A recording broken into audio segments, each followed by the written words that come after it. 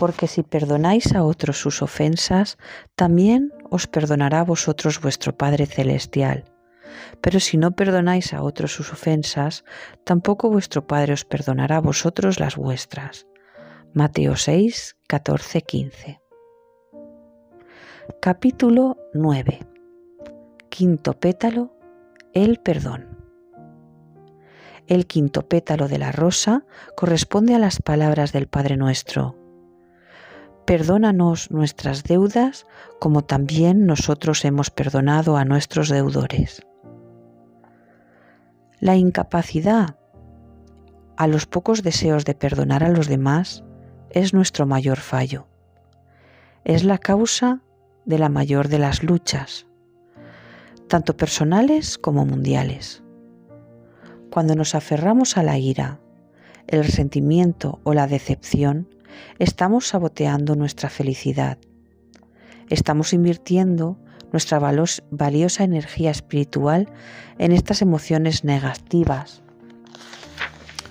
cuando podríamos estar usándola para llevar una vida feliz, atraer la abundancia y mejorar las condiciones del mundo que nos rodea. La incapacidad o los pocos deseos de perdonar nos limitan y hacen que nos encerremos en nosotros mismos. En cambio, el perdón nos da la oportunidad de expandirnos y dejar vía libre a la abundancia en nuestra vida. El perdón es el mayor disparador de las emociones destructivas, pero perdonar puede resultar muy difícil, porque la mayoría de nosotros no tenemos práctica en ello. En general, no nos han enseñado a perdonar. Si fuera así, el mundo sería un lugar muy distinto. Te aseguro que a base de práctica, perdonar te resultará más fácil, pero necesitas concentrarte en ello a diario para cogerle el tranquillo. Me gustaría marcar la pauta de este elemento, el más sagrado del Padre Nuestro, contando una historia real sobre el espíritu humano que me ha inspirado durante 13 años. Es la historia más extraordinaria que conozco sobre el perdón. Si albergas hostilidad, rabia o incluso odio hacia otro ser humano, espero que te sientas distinto cuando termines de leer esta historia. Un acto de perdón, el legado extraordinario de Amy Biel y su familia. Amy Biel era una estudiante brillante de la Universidad de Stanford, compasiva y concienciada socialmente, a la que le concedieron una beca Fulbright en 1992. En este año se trasladó a Ciudad del Cabo, Sudáfrica, para trabajar en las comunidades diezmadas por el apartheid, el racismo institucionalizado que asoló Sudáfrica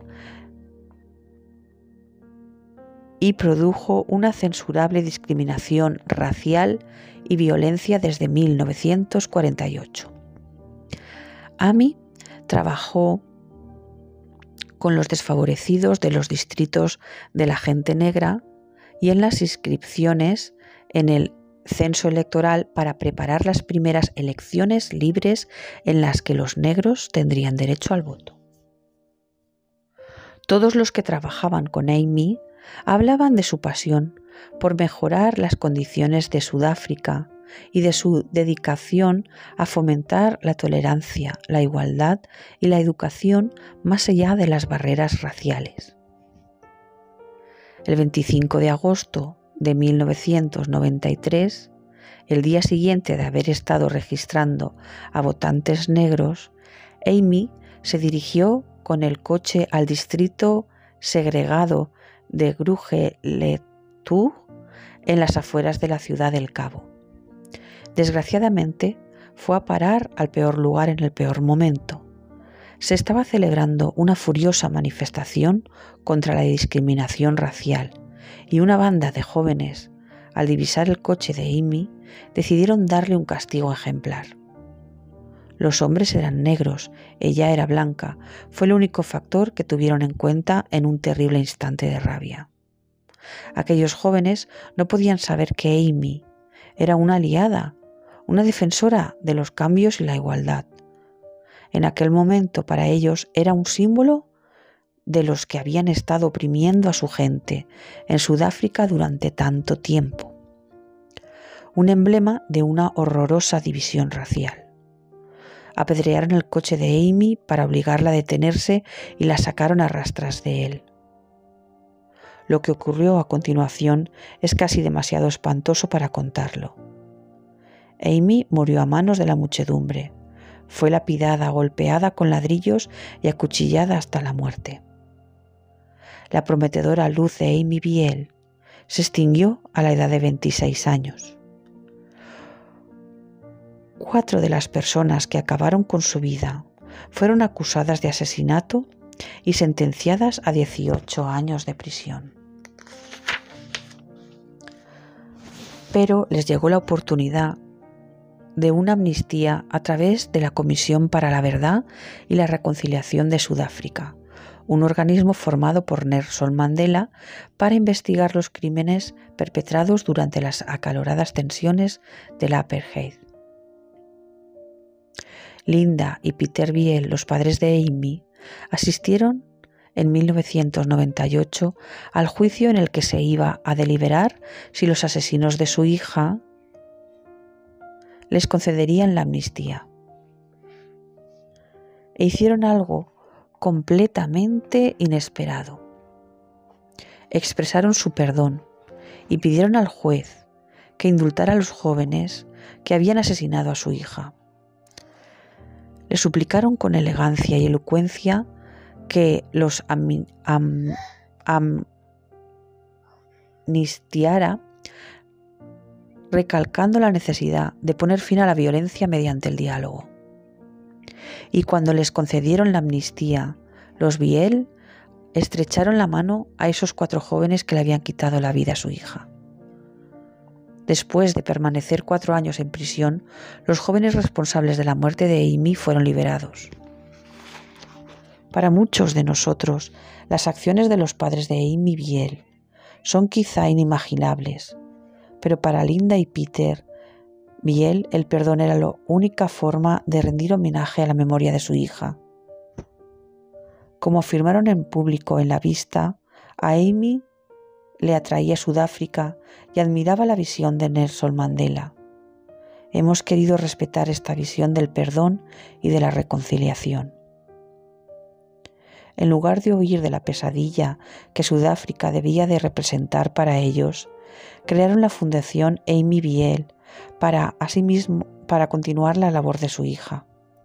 La fundación estableció en el mismo distrito segregado donde Amy fue asesinada programas juveniles, grupos de discusión y proyectos comunitarios para crear puestos de trabajo. Los padres de Amy trabajaron en cuerpo y alma para fomentar la paz y curar el sufrimiento de medio siglo de violencia provocado por la discriminación racial. La esencia del perdón se difundió, curando primero el espíritu de la familia Biel, ayudando después a los jóvenes que habían asesinado a su hija a rehabilitarse y consolando a los padres y las familias de esos jóvenes que habían sido también víctimas a su propia manera. Las heridas de las familias cicatrizaron, la comunidad se restableció y la energía del perdón y el amor hacia el prójimo se difundió como una inspiración para el resto de nosotros. En los últimos 13 años he utilizado la lección de Linda y Peter Biel como mi piedra de toque para el perdón en muchas ocasiones. Cuando me cuesta mucho perdonar algún ligero ataque u ofensa cometida contra mí, siempre pienso en lo que la familia Biel fue capaz de hacer. Me recuerda que cualquier difícil situación por la que yo haya pasado no es nada en comparación con lo que les sucedió a los Biel, y pensar en su increíble misericordia me da fuerza. El ejemplo de la familia Biel me ayuda a ver que no me hace ningún bien no querer perdonar a alguien y he prometido aprender de ellos. El legado de Amy continúa. Vamos a hacer un ejercicio. ¿Hasta qué punto eres capaz de perdonar? Cuando cuento la historia de los Biel, la mayoría de la gente reacciona como yo lo hice, con lágrimas y asombro. Se sienten inspirados y quieren intentar perdonar en su vida a los demás de una forma tan absoluta e incondicional. Pero no todas las personas reaccionan así. Algunas no pueden entender este grado de perdón. Son incapaces de imaginarse perdonando un acto de violencia y una tragedia tan terribles. Si a ti también te cuesta, imagínate encontrar la suficiente generosidad en tu interior para perdonar hasta ese punto. Deja que te recuerde algo muy importante. Al aprender de estos ejemplos extremos, no tendrás que vivirlos en tu vida. El legado de Amy Biel es un regalo para todos, ya que nos permite aprender una importante lección espiritual, quizá la más importante, a través de un dramático ejemplo. Al comprender y aceptar estas lecciones sobre el perdón, podemos recibir el beneficio de una verdadera curación y sabiduría sin tener que vivir ninguna tragedia en nuestra vida, algo que es de agradecer. Piensa en la historia de Amy Biel y en las acciones de sus padres, que perdonaron a los asesinos de su hija e incluso trabajaron codo con ellos para reconstruir la comunidad a la que pertenecían. ¿Crees que serías capaz de perdonar a alguien en una circunstancia tan extrema? Haz ahora una lista de todas las personas a las que les guardas rencor. Retrocede al pasado tanto como sea necesario. Escribe por qué te han irritado, ofendido o herido. Pregúntate ahora si puedes perdonar sus fallos humanos. Compara sus deudas u ofensas con las deudas que los jóvenes que mataron a Amy Biel contrajeron con su familia. ¿Te ayuda esto a encontrar en lo más profundo de ti la suficiente generosidad para perdonar? La gente hace lo que puede con los medios que tiene. En la vida la gente te decepcionará y lo hará a menudo. Sin embargo, cada persona que te hiere o decepciona te está haciendo en el fondo un gran favor. Te está dando la oportunidad de ver hasta qué punto puedes amar y perdonar incondicionalmente a tus hermanos y hermanas bajo la mirada de Dios. Es fácil amar a los que nos quieren, pero no es fácil hacer lo que Jesús nos recuerda en el Evangelio según San Lucas 6:28. Bendecid a quienes os maldicen. Jesús nos está pidiendo mucho en esta frase, pero si la ponemos en práctica, nos beneficiará inmensamente. Todo el mundo tiene alguna herida. Cuando alguien se comporta mal, suele ser por el sufrimiento acumulado en el pasado. A veces, cuando una persona a la que conocemos muy bien nos hiere, vemos claramente por qué lo ha hecho. En cambio, tenemos muy poca información sobre la historia personal de los desconocidos, los compañeros de trabajo o las personas que no conocemos tan a fondo. No conocemos su infancia ni tampoco lo que les puede haber ocurrido a primeras horas del día o momentos antes de cruzar nosotros la puerta de su casa. Por eso yo uso la siguiente afirmación: la gente hace lo que puede con los medios que tiene. Casi siempre es cierto, tanto si se trata de una recepcionista que te atiende mal por teléfono como de tu jefe o tu pareja. La gente intenta hacer frente a la vida día a día con los medios que tiene. Sé compasivo con los demás y repite esta afirmación cuando te sientas irritado. Recuerda cuántas veces has colgado el teléfono o te has marchado del despacho de alguien sacudiendo la cabeza y pensando: caramba, ¿qué mosca le ha picado hoy? Incluso las personas más amables del mundo pueden tener un mal día. Ocurre a diario. Sé que no me gustaría que los demás juzgaran mi carácter por un fallo que tuve cuando estaba estresada, agotada o disgustada por algo. En una ocasión perdí los nervios en un banco y le chillé tan fuerte al cajero que llamaron al guardia de seguridad para que me hiciera salir del edificio. Debo decir a mi favor que no suelo comportarme de este modo, pero aquel día el endocrinólogo pediátrico me había dicho que mi pequeño Shane iba a morirse antes de cumplir los 2 años. Tenía los nervios destrozados. El cajero, que seguramente aún debe de estar contando la historia de la señora que se puso a chillar como una loca, no tenía ni idea del devastador estado emocional en el que yo me encontraba, ni podía saber que estaba reaccionando ante otras circunstancias potencialmente trágicas en mi vida. Pero todos hemos pasado por un mal momento y debemos ser tolerantes cuando los demás lo atraviesan, porque la gente hace lo que puede con los medios que tiene y no sabemos los problemas que un completo desconocido está afrontando en su vida. Si de verdad quieres progresar espiritualmente, puedes y debes rezar por la curación y la felicidad de los que te han ofendido. Cuando rezas por las personas que más te han herido, por las que se han portado mal contigo, tu oración beneficia al mundo y favorece tu crecimiento espiritual de una forma espectacular. Hace feliz a Dios y aumenta tu capacidad para traer bondad y abundancia a tu vida. Acarrear rencor multiplica la energía de la oscuridad y reduce tus oportunidades de ser feliz.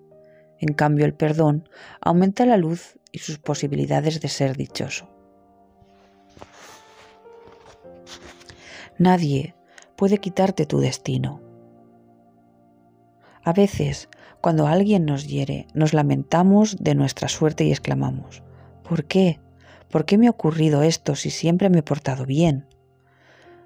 Seguro que alguna vez te ha pasado algo que te ha hecho preguntarte desconcertado: ¿qué he hecho yo para merecerme esto? Esta es la respuesta, otra ley universal. No siempre tiene que ver contigo. ¿Te parecerá dura esta afirmación? Pues no lo es, de hecho es muy liberadora. A veces la gente entra en nuestra vida porque es nuestro deber darles una oportunidad, la oportunidad de cumplir su promesa y hacer lo correcto. Pero uno de los regalos de Dios que Dios nos ha hecho es el libre albedrío. O sea, que cada uno de nosotros puede elegir hacer lo correcto o no. Mientras cumplamos con nuestra promesa de relacionarnos con los demás abiertamente y en confianza, si ellos se defraudan o actúan de una forma negativa o destructiva, es su elección y no la nuestra. Cuando nos ocurra, podemos intentar superar la situación y rezar por ellos. Perdónalos y seguir adelante. Mientras hayamos actuado con integridad, habremos cumplido nuestra obligación espiritual. Esta actitud se puede aplicar tanto en el trabajo como en las relaciones personales y a veces en ambos casos al mismo tiempo. El siguiente ejemplo de mi propia vida me ayudó a entender este concepto y a no quedarme atrapada en una ciénaga de amargura. Después de terminar el borrador de La Esperada, mi novela sobre María Magdalena, fui a buscar un agente literario que me representara a mí y el libro, el producto de 15 años de trabajo. Encontrar a alguien que te represente y apruebe tu obra, mientras otros la rechazan, es un duro proceso por el que la mayoría de los escritores debemos pasar y puede ser muy descorazonador. Cuando una agente literaria muy exitosa y de gran éxito se puso en contacto conmigo y me comunicó que estaba interesada en el libro, me hizo muchísima ilusión. Después de leer mi manuscrito, dijo que quería quedar conmigo para conocerme. A las dos nos entusiasmó la posibilidad de trabajar juntas. Cuando fui a verla a su despacho, se pasó 4 horas hojeando el manuscrito, haciéndome preguntas y dándome ideas para que el libro fuera más comercial. Estuve trabajando con ella en el texto gran parte del año. Me aseguró en repetidas ocasiones que compraría los derechos de la obra y buscaría una editorial que lo publicara en cuanto estuviera segura de que el manuscrito cumplía con todos los requisitos. Yo no tenía ninguna razón para desconfiar de su palabra y seguí esperando. Entretanto, rechacé otras ofertas por haberme comprometido con ella y creer que no me iba a fallar. Pero de pronto me envió un escueto email en el que me decía: después de reflexionar a fondo en ello, he decidido no representarla. Eso fue todo. No me ofreció ninguna explicación, disculpa ni agradecimiento por haber estado trabajando con ella en el manuscrito durante un año. Simplemente se deshizo de mí sin más. Estaba desolada y furiosa, no solo con ella, sino también con Dios. ¿Cómo había permitido que tratara con alguien que me había hecho perder un año? Ahora tenía que buscar a otro agente literario con lo difícil que era, y además el libro podía haberse publicado ya hacía un año. Creía en él con toda mi alma. Sabía que la información que contenía cambiaría seguramente la vida de muchos lectores, como había hecho con la mía. Estaba convencida de que Dios quería que publicara un libro con un mensaje sobre el amor, la fe y el perdón. ¿Por qué me había hecho perder entonces un año entero? Y la respuesta es que no lo hizo. No fue un año desperdiciado, porque forma parte de un plan divino en el que yo era un elemento más en él, un plan que ni siquiera ahora puedo empezar a comprender por completo. Aquella experiencia me enseñó muchas cosas y la primera lección que saqué fue: no siempre tiene que ver contigo. En parte, Dios le estaba dando a aquella mujer la oportunidad de formar parte de un libro que yo estaba escribiendo porque quería tal vez dársela. Se suponía que a algún nivel debíamos trabajar juntas para aprender y beneficiarnos las dos. Ella, haciendo valer su libre albedrío, eligió no participar en mi libro, fuera por la razón que fuera, que además no es de mi incumbencia. Pero esta vivencia fue espiritualmente muy positiva para mí, porque me enseñó la siguiente lección: nadie puede quitarte tu destino.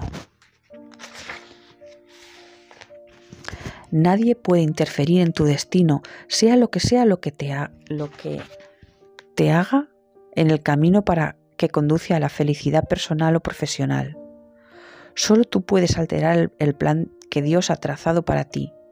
En este enloquecedor mundo de 7.000 millones de personas que te frustrarán y crearán obstáculos, sufrirás contratiempos. A todos nos ocurre, pero cuando sigues firmemente tu camino para cumplir los planes que Dios ha trazado para ti, ningún ser humano puede cambiar o estropear tu destino. El antiguo dicho, donde una puerta se cierra, otra se abre, es absolutamente cierto. Dios nos ofrecerá siempre nuevas oportunidades si las acciones de otro interfieren en nuestra misión divina.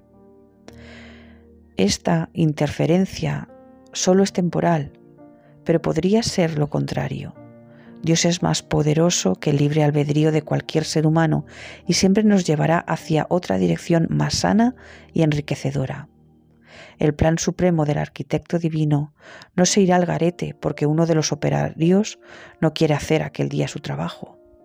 Buscará de nuevo operarios que colaboren contigo para que puedas seguir construyendo tu propio monumento. Y cuando descubras que estos contratiempos son temporales, te resultará mucho más fácil perdonar a los humanos sus errores humanos. La gente hace lo que puede con los medios que tiene. Seguramente habrás adivinado que mi historia no termina aquí. En lugar de dejarme llevar por la ira, recé por aquella agente literaria, sobre todo para que no volviera nunca más a a descartar a una aspirante a escritora con tanto desdén. Recé para que se diera cuenta de cómo me había tratado y no le hiciera daño a otra persona de la misma manera. Quizás aquella experiencia tuviera este propósito y después me olvidé del asunto y seguí adelante, sabiendo que Dios me abriría otras puertas. Y así fue. Me abrió un montón de puertas. Me ofreció unas oportunidades más importantes y maravillosas de las que podía haber tenido de otro modo. Podría incluso escribir un libro inspirador sobre el nuevo agente literario que entró en mi vida y la cambió milagrosamente al apoyarme de una forma incondicional tanto a mí como a mi obra. Fue el ángel que me ayudó a encontrar mi destino y a hacer realidad mis sueños, lo cual nos lleva a la última lección sobre el perdón.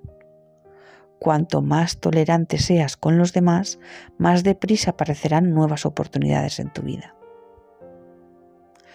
¿Has conducido alguna vez un coche equipado con un GPS? Si es así, sabrás que si introduces tu destino aparece un mapa electrónico acompañado de una voz que te indica cómo llegar a él. Pero si te equivocas y giras por donde no debías, el sistema GPS vuelve a buscar automáticamente una nueva ruta para seguir indicándote el camino. Tiene en cuenta el cambio que has hecho y crea la nueva ruta para conducirte a tu destino. Es la metáfora perfecta de lo que Dios hace cuando te ves obligado a cambiar de rumbo. Busca una nueva ruta y te envía a tu destino, pero por otro camino. Cuando más sufras estos contratiempos, más aprenderás a reconocerlos como parte del plan divino y a apreciarlos. Peter y yo ahora nos referimos a este concepto como el sistema GPS de Dios. Y cuando alguien nos defrauda, esperamos con ansias ver cómo Dios cambiará la ruta. Puede ser muy divertido ver el sorprendente viaje que te tiene preparado. Vamos a hacer un ejercicio. ¿Por quién puedes rezar hoy? Elige una persona que hace poco te ha hecho sufrir o ha afectado a tu destino. Puede ser la que te quitó el puesto que te iban a ascender o aquella con la que salías que dejó de llamarte de pronto. Cuanto más dura sea la circunstancia, mejor. Cuanto más te cueste perdonarla, más poderosa será tu curación. Reza para que se cure y encuentre la luz donde antes había oscuridad. Reza para que encuentre la paz de la situación que le está haciendo sufrir en la vida y para que en el futuro no vuelva a hacer a nadie el daño que te ha hecho a ti. Tu oración puede ahorrarle mucho sufrimiento a otra persona en el futuro, y esto es en sí un acto divino y generoso. Aunque no puedas cambiar el libre albedrío de otro, estás intentando que se cure e ilumine, y por tanto, con esta simple oración habrás hecho que el mundo sea un mejor lugar. Si la persona en cuestión ya no tiene ninguna misión que cumplir en tu vida, déjala que se vaya de ella. Repite esta afirmación cuando sea necesario. La perdono y dejo que esta persona salga de mi vida con amor y rezo para que se cure en su camino y no haga daño a nadie más. Quiero dejar claro que perdonar a alguien no significa dejar que ese individuo siga en tu vida. Algunas personas producirán un efecto tóxico en tu vida y deberás alejarte de ellas. Termina así las relaciones que no sean buenas para tu progreso espiritual. Si eres capaz de seguir queriéndolas, perdonarlas y dejar que salgan de tu vida deseando que se curen, habrás progresado mucho. Y si no es así, necesitarás concentrarte durante más tiempo en el quinto pétalo de la rosa mientras recitas el Padre Nuestro a diario. No perdonar a los demás te impedirá progresar, haciendo que te estanques espiritualmente. Quizá desees añadir: Dios mío, te ruego que me ayudes a encontrar dentro de mí la fuerza y el amor necesarios para perdonar a los demás, para que siga progresando en mi camino y sirviéndote. La caridad, bien entendida, empieza por uno mismo. Otro beneficio de rezar por alguien que te haya hecho daño es que cada vez que perdonas a una persona y rezas por ella, te envuelve la energía del perdón, con lo que ayudas a que alguien en tu vida que esté enojado o resentido contigo sea también capaz de perdonarte más fácilmente, lo cual nos lleva a la parte del Padre Nuestro que dice: perdónanos nuestras deudas. La caridad bien entendida empieza por casa. Por eso el Padre Nuestro contiene esta frase: es importante que dirijas también tu capacidad de perdonar hacia adentro y te desprendas de los sentimientos de culpa acumulados que generan el equivalente espiritual a un producto de desecho tóxico. Si crees merecerte todo lo malo que te ha sucedido en la vida o ser víctima del mal karma, sácate esta idea de la cabeza cuanto antes. Para hacerlo con eficacia, debes recordar a las personas a las que has ofendido en tu vida. ¿Con quién has contraído una deuda? Haz una lista de las personas a las que crees haber fallado o defraudado. ¿Quién puede estar rezando por ti a causa de tus acciones? Incluye a cualquier persona a la que puedas haber hecho sufrir con tus acciones, aposta o sin querer. ¿Te enseñó alguna de estas circunstancias algo sobre ti o sobre tu conducta? ¿Cómo podías haber reaccionado de distinta forma? ¿Cómo te comportarás en el futuro? Expresa en tus oraciones tu sincero deseo de disipar el sufrimiento que causaste en aquellas reacciones. Reconócele a Dios que eres consciente del daño que hiciste a otras personas con tus acciones, que lo asumes y que has aprendido la lección para seguir avanzando. Perdónate, estás aprendiendo y creciendo y cada uno de estos casos son una lección en tu camino. Recuerda siempre este gran precepto que Jesús nos dejó en el Evangelio según Mateo 7:1-2. No juzguéis a nadie para que nadie os juzgue a vosotros, porque así como juzgáis se os juzgará, y con la medida que midáis a otros se os medirá. No juzguéis las acciones de otros, ya que desconoces los secretos de su corazón o su destino. Sé compasivo con tus congéneres y bueno contigo mismo, y cuando alguien de tu alrededor se caiga, ayúdale a levantarse. La próxima vez que te descubras en el suelo, te sorprenderás al ver a quién pertenece la mano que te ayuda a levantarte. El perdón es lo mejor que hay, no te cuesta nada y te permite obtenerlo todo. Ahora que has hecho un progreso espiritual tan extraordinario en el camino del Padre Nuestro, estás preparado para afrontar las grandes cuestiones que te esperan en el sexto pétalo. El pecado y el mal son los últimos obstáculos que debes eliminar para seguir en tu progreso espiritual y alcanzar la felicidad suprema. No te preocupes, no son tan horribles como parecen, porque está en tu mano liberarte de ellos.